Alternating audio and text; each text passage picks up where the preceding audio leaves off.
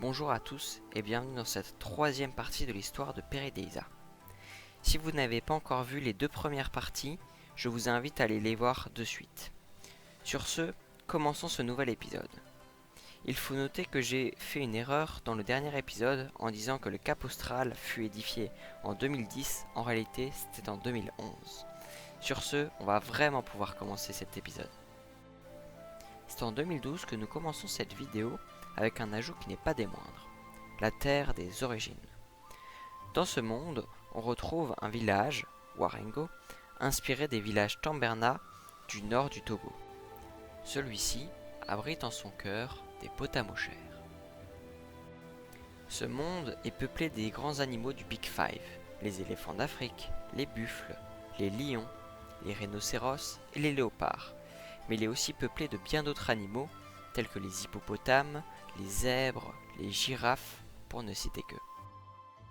Je tiens à noter la superbe intégration dans l'enclos des hyènes, avec pour objet principal de décoration un avion craché dedans. À proximité du Mersus Emergo, un village lacustre d'inspiration ouest-africaine prend place. Un dernier réinvestissement est réalisé cette même année, la construction de la maison de l'artisan, un bâtiment en bois qui comporte de nombreuses sculptures en rapport avec les éléphants.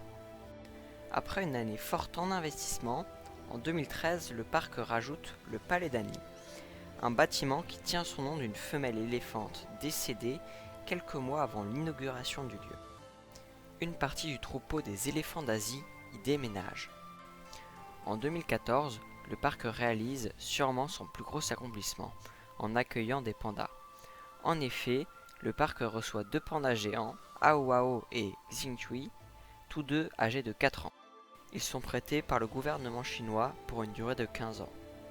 D'autres investissements arrivent dans la zone chinoise avec le temple bouddhiste et l'agrandissement des jardins chinois. Cette même année, le parc atteint le cap symbolique des 1 400 000 visiteurs, un nouveau record. 2015 voit la naissance d'une éléphante, Nangfa. C'est la première naissance d'un éléphant au parc. Dans le royaume de Ganesha, il n'y a pas seulement une naissance qui arrive, mais aussi des temples cambodgiens, comme ceux qu'on peut retrouver à Angkor. Il abrite des tigres blancs et des léopards africains. Le parc remet cette année-là une ligne de train qui fait le tour du parc. Et pour la première fois de l'histoire du parc, quelque chose passe à travers de l'enceinte. Ce train passe par la réserve des éléphants, qui fait tout de même 3,2 hectares, et la prairie des bisons. En 2016, le parc voit un événement rare se passer.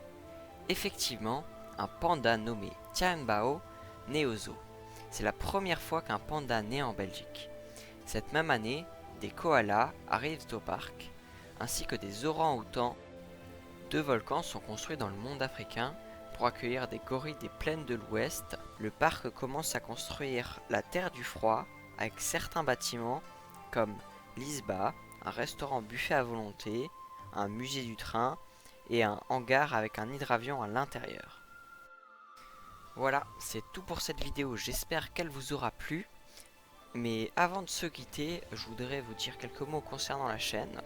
Vu que c'est les vacances, j'espère pouvoir augmenter le rythme des vidéos, qu'il y en ait plus souvent, que ce soit régulier. Et sinon, je vous dis salut et à la prochaine.